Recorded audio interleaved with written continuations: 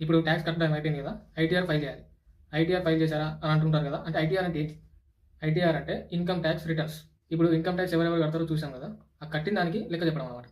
అంటే నేను ఈ సంవత్సరం ఇంత పన్ను కట్టాను, ఇంత పన్ను కట్టాల్సి ఉంది అని ప్రభుత్వానికి అఫీషియల్గా చెప్పే ఫామ్ అన్నట్టు. ఎవరు ఫైల్ చేయాలి?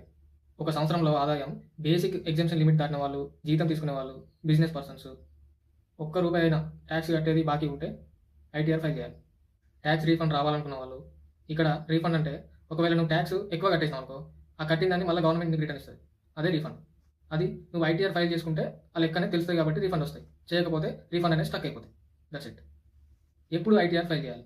ప్రతి ఆర్థిక సంవత్సరం తర్వాత, అంటే ఏప్రిల్ అయిపోయి జూలై 31 ఫైల్ చేయాలి. ఎగ్జాంపుల్కి 2024-2025 సంవత్సరంలో సంపాదించిన డబ్బంతా 2025 జూలైలో ఐటీఆర్ ఫైల్ చేయాలి.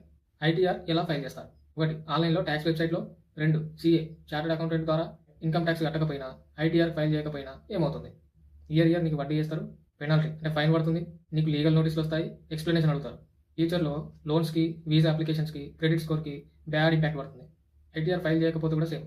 ఒకవేళ లేట్గా ఫైల్ చేస్తే పెనాల్టీ చేస్తారు.